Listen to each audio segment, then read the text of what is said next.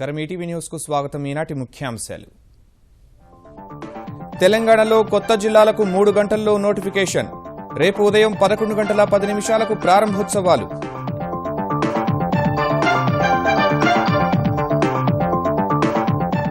కొత్త జిల్లాలకు కలెక్టర్లు ఖరారు. నూతన జిల్లా కేంద్రాల్లో సిద్ధమైన కార్యాలయాలు. ఆరంభ వేడుకలకు సన్నాహాలు పూర్తి. ఆంధ్రప్రదేశ్ ప్రభుత్వంతో కలిసి పనిచేసేందుకు ముందుకొచ్చిన ఇస్రో. ప్రజా సంక్షేమంలో అంతరిక్ష పరిజ్ఞానం.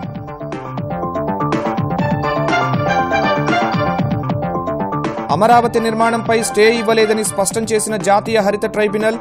తుది తీర్పునకు కట్టుబడి ఉండాలని స్పష్టీకరణ. కశ్మీర్లో మరోసారి ఉగ్రవాదుల దాడి.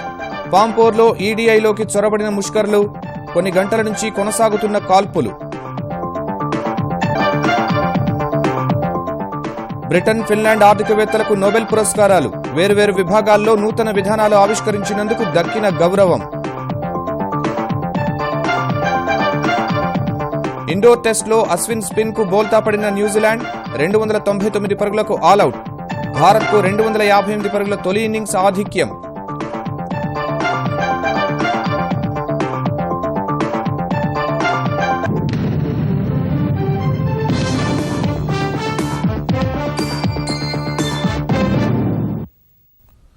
అభివృద్ధి ఫలాలను వేగంగా ప్రజలకు అందించే ఉద్దేశంతో తెలంగాణ సర్కార్ ఏర్పాటు చేసిన కొత్త జిల్లాలు రేపటి నుంచి మనుగడలోకి వచ్చేందుకు సర్వం సిద్దమైంది. 21 నూతన జిల్లాలు సహా మొత్తం 31 జిల్లాల పునర్వ్యవస్థీకరణపై తుది నోటిఫికేషన్ ఈ అర్ధరాత్రి 12:10 ప్రభుత్వం విడుదల చేయనుంది. ఇందుకు వీలుగా నోటిఫికేషన్పై అమాత్యులంతా సంతకాలు చేశారు.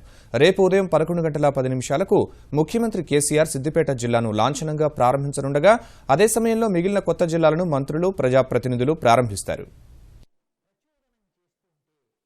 ఎన్నికల సమయంలో ఇచ్చిన వాగ్దానాలను ఒక్కొక్కటిగా అమలు చేస్తూ వస్తున్న తెరాస సర్కార్ కొత్త జిల్లాల ఏర్పాటు హామీని విజయదశమి పర్వదినమైన రేపు ఆచరణలోకి తేనుంది. ఈ మేరకు లాంఛనాలు పూర్తి చేసింది. ఈ ఏడాది మే 5న ప్రారంభించిన కొత్త జిల్లాల ఏర్పాటు కసరత్తును రికార్డు వేగంతో 5 నెలల్లోనే పూర్తి చేసింది. ప్రభుత్వ ప్రధాన కార్యదర్శి నేతృత్వంలో కమిటీ, మంత్రివర్గ ఉపసంఘం, కేకే నేతృత్వంలోని మరో కమిటీ, ప్రజలు, ప్రజాప్రతినిధుల విజ్ఞప్తులను పరిగణలోకి తీసుకున్న ప్రభుత్వం సుదీర్ఘ కసరత్తు తర్వాత 21 కొత్త జిల్లాలు, 22 రెవెన్యూ డివిజన్లు, 120 కొత్త మండలాలు ఏర్పాటు చేయాలని నిర్ణయించింది. ఈ నెల 7న జరిగిన సమావేశంలో జిల్లాల పునర్వ్యవస్థీకరణ చట్టానికి సవరణ చేసిన మంత్రివర్గం ముసాయిదాలో ప్రకటించిన వాటికంటే అదనంగా జిల్లాలు, డివిజన్లు, మండలాలు ఏర్పాటు చేస్తున్నందున అత్యవసర ఆదేశాన్ని తెచ్చింది. ఇవాళ మంత్రిమండలి సమావేశమై తుది నోటిఫికేషన్ కు ఆమోదం తెలపాలని భావించినప్పటికీ జిల్లాల పునర్వ్యవస్థీకరణ చట్ట సవరణకు ఆమోదం తెలిపినందున నోటిఫికేషన్ పై మంత్రుల సంతకాలు తీసుకున్నారు. ఈ కసరత్తును సమీక్షించిన ముఖ్యమంత్రి కేసీఆర్ తుది నోటిఫికేషన్ కు పచ్చ జెండా ఊపారు. ఈ అర్ధరాత్రి తర్వాత నోటిఫికేషన్ విడుదల కానుంది. ఆ వెంటనే కలెక్టర్లు, ఎస్పీల నియామక ఉత్తర్వులు, ఉద్యోగులకు ఆర్డర్ టు సర్వ్ ఉత్తర్వులు జారీ కానున్నాయి. రేపు ఉదయం 11:10 ముఖ్యమంత్రి చంద్రశేఖరరావు సిద్దిపేట జిల్లాను ప్రారంభించనున్న సమయంలోనే తెలంగాణ వ్యాప్తంగా కొత్త జిల్లాలు మనుగడలోకి రానున్నాయి. ఈ మేరకు సిద్దిపేటలో ఏర్పాట్లు పూర్తయ్యాయి. తెలంగాణ నీటిపారుదల శాఖ మంత్రి హరీష్ రావు ముఖ్యమంత్రి కేసీఆర్ తో పాటు సిద్దిపేట జిల్లా ప్రారంభోత్సవంలో పాల్గొంటారు. జనగామ జిల్లాను శాసనమండలి చైర్మన్ స్వామిగౌడ్, జయశంకర్ జిల్లాను శాసనసభాపతి మధుసూదనాచారి, మెదక్ జిల్లాను ఉపసభాపతి పద్మా దేవేందర్ రెడ్డి ప్రారంభించనున్నారు. జగిత్యాలను ఉప ముఖ్యమంత్రి మహమూద్ అలీ, వరంగల్ గ్రామీణం మరో ఉప ముఖ్యమంత్రి కడియం శ్రీహరి, యాదాద్రి జిల్లాను హోంమంత్రి నాయిని నరసింహారెడ్డి, పెద్దపల్లి ఈటెల రాజేందర్, కామారెడ్డి జిల్లాను పోచారం శ్రీనివాసరెడ్డి, మంచిర్యాల పద్మారావు, వికారాబాద్ మహేందర్ రెడ్డి, రాజన్న సిరిసిల్ల జిల్లాను కేటీఆర్, ఆసిఫాబాద్ జోగు రామన్న, సూర్యాపేట జగదీష్ రెడ్డి, కొత్తగూడెం తుమ్మల నాగేశ్వరరావు, నిర్మల్ ఇంద్రకరణ్ రెడ్డి, నాగర్ కర్నూలు జిల్లాను జూపల్లి కృష్ణారావు, మహబూబాబాద్ చందూలాల్, జోగులాంబ లక్ష్మారెడ్డి, మేడ్చలలో తలసాని శ్రీనివాస్ యాదవ్, వనపర్తి జిల్లాలో ప్రణాళికా సంఘం ఉపాధ్యక్షుడు నిరంజన్ రెడ్డి జాతీయ పతాకాన్ని ఆవిష్కరించి జిల్లాలను ప్రారంభించనున్నారు. అటు తెలంగాణలో ఏర్పాటు కానున్న 21 కొత్త జిల్లాల్లో ప్రారంభోత్సవాలకు ఏర్పాట్లు పూర్తయ్యాయి. 20 కొత్త రెవెన్యూ డివిజన్లు సహా 120 కొత్త మండలాలు ప్రారంభించేందుకు అధికారులు కార్యాలయాలను సిద్ధం చేస్తున్నారు. ఆయా జిల్లాలు, రెవెన్యూ డివిజన్లు, మండలాల్లో సంబురాలు చేసేందుకు ప్రజాప్రతినిధులు సన్నాహాలు పూర్తి చేసుకున్నారు. తెలంగాణలో కొత్తగా ఏర్పాటు చేయనున్న 21 నూతన జిల్లాలు, 20 రెవెన్యూ డివిజన్లు, 120 మండలాలు ప్రారంభించేందుకు ఆయా జిల్లాలు, డివిజన్లు, మండల కేంద్రాల్లో ఏర్పాట్లు పూర్తి చేశారు. దసరా నుంచే కార్యకలాపాలు నిర్వహించాలన్న ప్రభుత్వ ఆదేశాల మేరకు జిల్లా కేంద్రాల్లో కలెక్టర్, ఎస్పీ, డీటీఓ, విద్య, వ్యవసాయ శాఖలు సహా ఇతర కార్యాలయాలను సిద్ధం చేశారు. మహబూబ్నగర్ జిల్లాలో కొత్తగా ఏర్పడుతున్న జోగులాంబ జిల్లాకు గద్వాలలోని ప్రియదర్శిని జూరాల ప్రాజెక్టు పర్యవేక్షక ఇంజనీర్ కార్యాలయంలో కలెక్టర్, మండల మహిళా సమాఖ్య భవనంలో ఎస్పీ కార్యాలయాలను సిద్ధం చేశారు. నాగర్ కర్నూలు, వనపర్తి జిల్లాలకు ఆయా కేంద్రాల్లోనే కార్యాలయాలకు ఏర్పాట్లు పూర్తి చేశారు. నల్గొండ నుంచి ఏర్పడనున్న సూర్యాపేట, యాదాద్రి జిల్లాలకు సూర్యాపేట, భువనగిరి పట్టణాల్లో కలెక్టరేట్ కార్యాలయాలు సిద్ధం చేశారు. రంగారెడ్డి నుంచి ఏర్పడే వికారాబాద్, శంషాబాద్, మేడ్చల్ జిల్లాల్లో కార్యాలయాలు సిద్ధమయ్యాయి. మెదక్ నుంచి ఏర్పడే సిద్దిపేట, మెదక్లలో సంబురాలకు ఏర్పాట్లు పూర్తి చేశారు. ఖమ్మం నుంచి ఏర్పడే కొత్తగూడెంలో కార్యాలయాలు ముస్తాబయ్యాయి. ఆదిలాబాద్ నుంచి ఏర్పడనున్న మంచిర్యాల, నిర్మల్, ఆసిఫాబాద్ జిల్లాల ప్రారంభోత్సవానికి ఏర్పాట్లు పూర్తయ్యాయి. అన్ని జిల్లా కేంద్రాల్లో కార్యాలయ భవనాలకు రంగులు వేసి ఫర్నిచర్, ఇతర సామాగ్రిని సిద్ధం చేశారు. కరీంనగర్ నుంచి ఏర్పడే జగిత్యాల, సిరిసిల్ల, పెద్దపల్లి జిల్లాలు ప్రారంభించేందుకు ఆయా కేంద్రాల్లో సన్నాహాలు పూర్తయ్యాయి. వరంగల్ నుంచి ఏర్పడనున్న వరంగల్ రూరల్, మహబూబాబాద్, భూపాలపల్లి, జనగాం జిల్లాల్లో ప్రారంభోత్సవాలకు ఏర్పాట్లు పూర్తయ్యాయి. నిజామాబాద్ నుంచి కొత్తగా ఏర్పడే కామారెడ్డి జిల్లా కోసం మైనార్టీ గురుకుల కళాశాలలో కలెక్టరేట్, ఎస్సీ బాలుర వసతి గృహంలో ఎస్పీ కార్యాలయాలను సిద్ధం చేశారు. ఫ్లెక్సీలు, గోడపత్రికలతో కొత్త జిల్లాలకు సంబంధించి కేంద్రాలు కొత్త అందాలను సంతరించుకున్నాయి. రేపటి నుంచి తెలంగాణలో మనుగడలోకి రానున్న 21 కొత్త జిల్లాలకు కలెక్టర్లను నియమిస్తూ తెలంగాణ ప్రభుత్వ ప్రధాన కార్యదర్శి రాజీవ్ శర్మ మౌఖిక ఆదేశాలు ఇచ్చారు. ఈ మేరకు మహబూబ్ నగర్ కు రొనాల్డ్ రోస్, నాగర్ కర్నూల్ కు శ్రీధర్, వనపర్తికి శ్వేతా మహంతి, జోగులాంబకు రజత్ కుమార్ షైని కలెక్టర్లు కానున్నారు. నల్గొండకు గౌరవ్ ఉప్పల్, సూర్యాపేటకు సురేంద్ర మోహన్, యాదాద్రికి అనితా రామచంద్రన్, శంషాబాద్కి రఘునందన్ రావు, వికారాబాద్కు దివ్య, మల్కాజ్గిరికి ఎంవి రెడ్డి కలెక్టర్లు కానున్నారు. మెదక్కు భారతి, సిద్దిపేటకు వెంకట్రామిరెడ్డి, సంగారెడ్డికి మాణిక్రాజ్, ఖమ్మంకు లోకేష్ కుమార్, భద్రాద్రికి రాజీవ్ జీ హనుమంతును నియమించారు. ఆదిలాబాద్కు జ్యోతి బుద్ధప్రసాద్, మంచిర్యాలకు ఆర్వి కర్ణన్, నిర్మల్కు ఇలంబర్తి, ఆసిఫాబాద్కు చంపాలాల్, కరీంనగర్కు సర్ఫరాజ్ అహ్మద్, జగిత్యాలకు శరత్, రాజన్న సిరిసిల్లకు కృష్ణభాస్కర్, పెద్దపల్లికి అలుగు వర్షిణి కలెక్టర్లు కానున్నారు.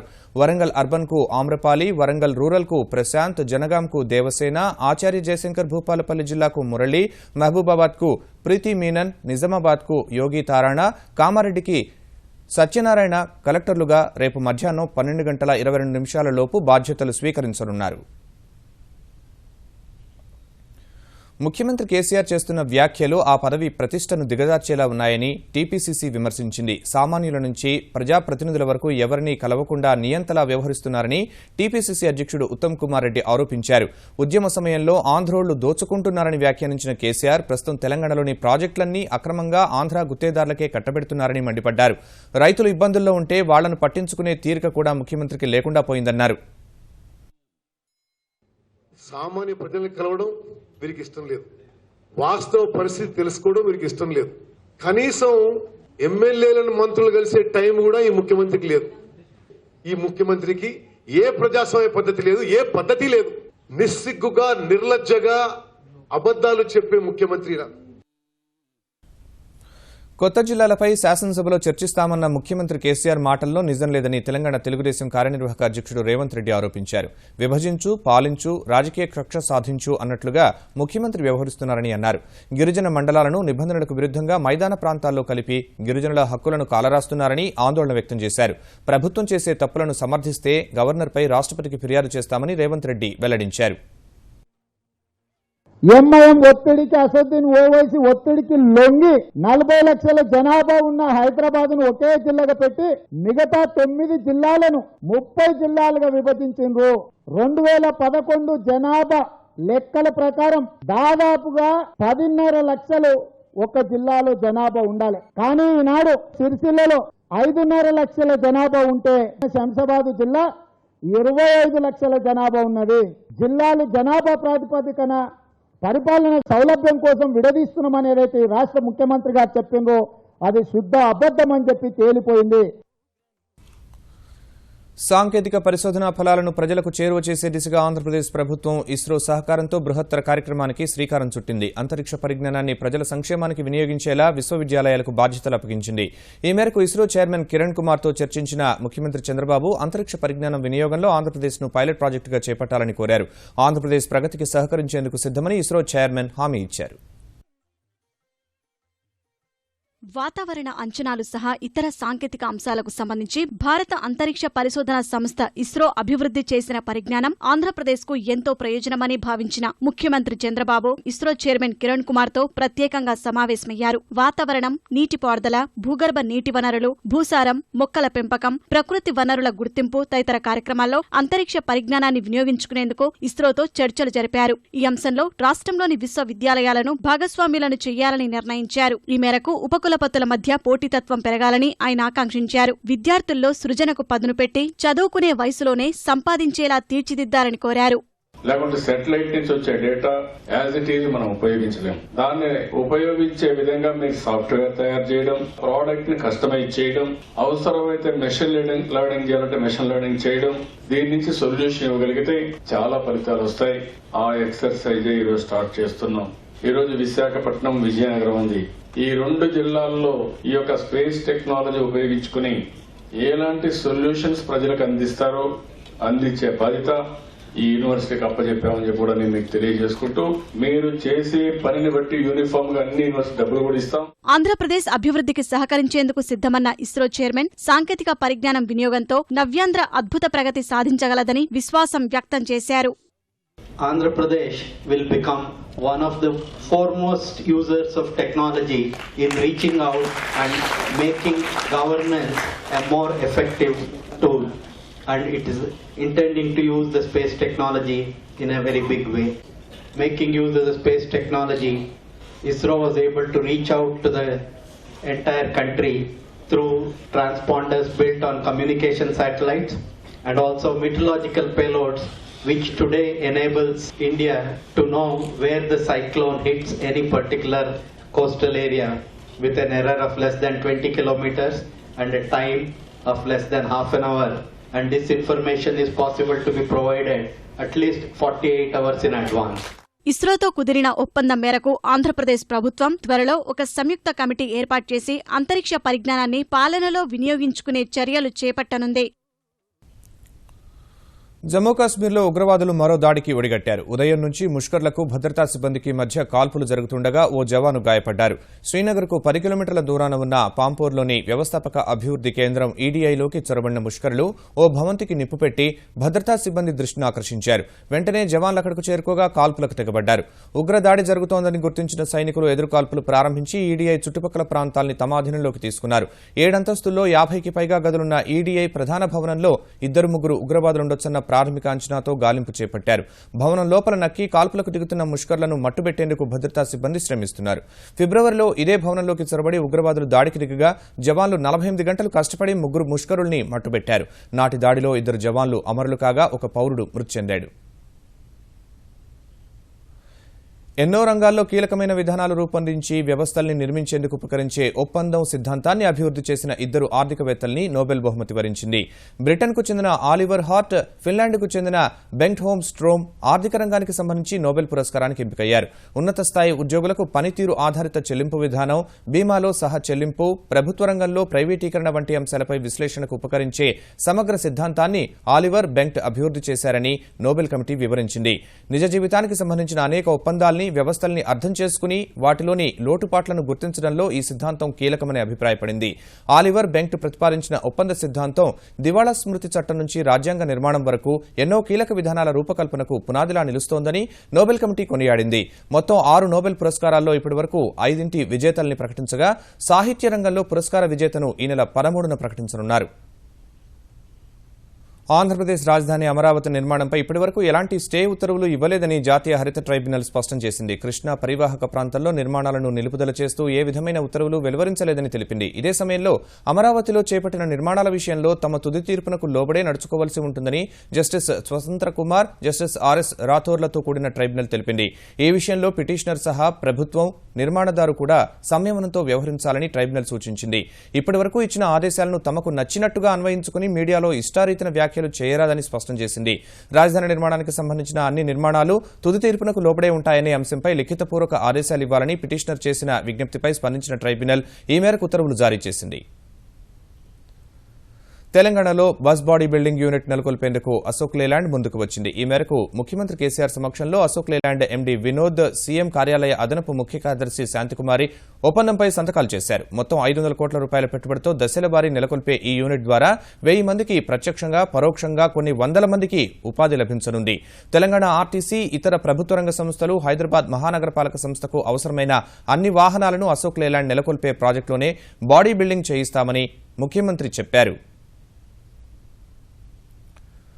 హైదరాబాద్ నుంచి 10,000 కోట్ల నల్ల డబ్బుకు పన్ను కట్టి లబ్ది పొందిన ఆంధ్రప్రదేశ్ ప్రతిపక్ష నేత జగన్ ఆ మొత్తాన్ని రాష్ట్ర ప్రజలకు ఇవ్వాలని తెలుగుదేశం డిమాండ్ చేసింది. జగన్ ఆయన బినామీల పేరిట రాష్ట్రంలో 94,038 ఎకరాలు ఉన్నాయన్న ఆంధ్రప్రదేశ్ జలవనరుల మంత్రి దేవినేని ఉమా వాటి విలువ సుమారు 33,935 కోట్లుంటుందని చెప్పారు. ఏ జిల్లాల్లో ఎంత భూమి జగన్ అనుయాయుల దగ్గర ఉందో తెలుపుతూ ఒక చిత్రపటాన్ని దేవినేని విడుదల చేశారు. ఇవాళ ఈ ఆర్థిక నేరగాడు ప్రకటించబడ్డ 10,000 కోట్లలో బినామీ షేర్లన్నీ కూడా ప్రకటించబడ్డాయని, 1,000 కోట్ల రూపాయలు నల్లధనాన్ని తెల్లధనంగా మార్చుకున్న ఆర్థిక నేరగాడు జగనా అన్నది జగమెరిగిన సత్యమా? ఇవాళ రాష్ట్ర ప్రజలకి రాష్ట్ర ప్రతిపక్ష నాయకుడు సమాధానం చెప్పాలి.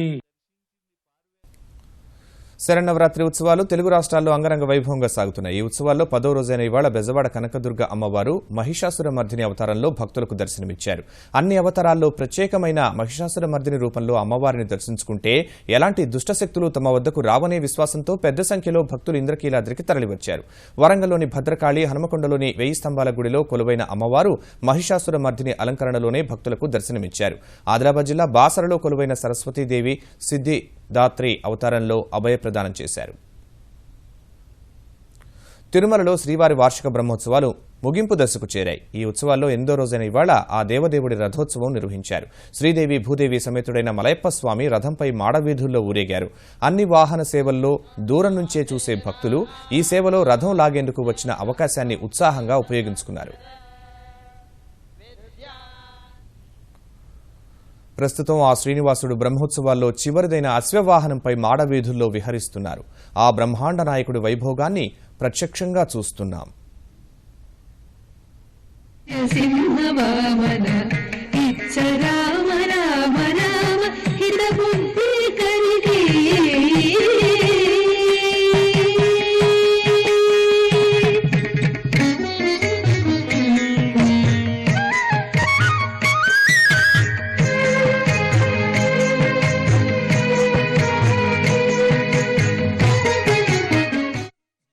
అమెరికా అధ్యక్ష ఎన్నికల ప్రక్రియలో భాగంగా ప్రధాన అభ్యర్థుల మధ్య జరిగిన 2వ విడత చర్చాగోష్ఠి తర్వాత రిపబ్లికన్ అభ్యర్థి డొనాల్డ్ ట్రంప్ కాస్త పుంజుకున్నారు. తొలి విడత చర్చ తర్వాత జరిగిన సర్వేలో 62% మంది మద్దతు సంపాదించిన డెమోక్రటిక్ అభ్యర్థి హిలరీ క్లింటన్ 2వ విడత చర్చ తర్వాత ఆమెకు మద్దతిచ్చేవారి సంఖ్య 57%కి తగ్గింది.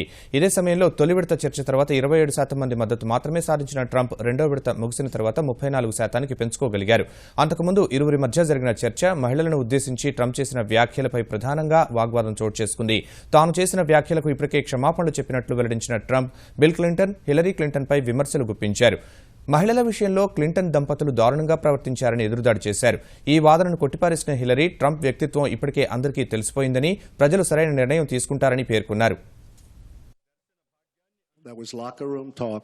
I'm not proud of it. I am a person who has great respect for people, for my family, for the people of this country, and certainly I'm not proud of it, but that was something that happened. If you look at Bill Clinton, far worse, minor words, and his was action. His was what he's done to women. There's never been anybody in the history of politics in this nation that's been so abusive to women. Hillary Clinton attacked those same women, and attack them viciously. If this were just about one video, maybe what he's saying tonight would be understandable.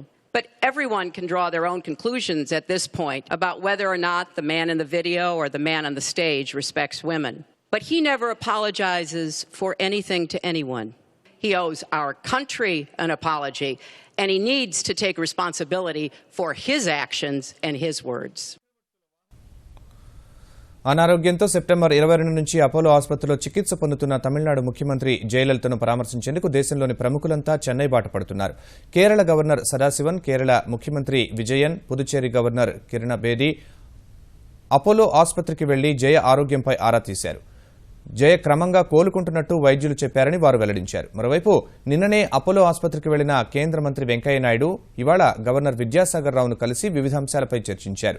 జయ కోలుకుంటారని ఆయన ధీమా వ్యక్తం చేశారు. That she has a strong willpower and she is always a fighter. I am confident she will fight back and become normal and continue to serve the people of Tamil Nadu. That is my wish.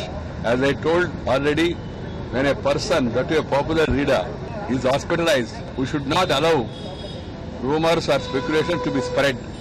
That's neither good in the interest of public nor in the interest of the persons who are hospitalized. ETV news సమాప్తం. నమస్కారం.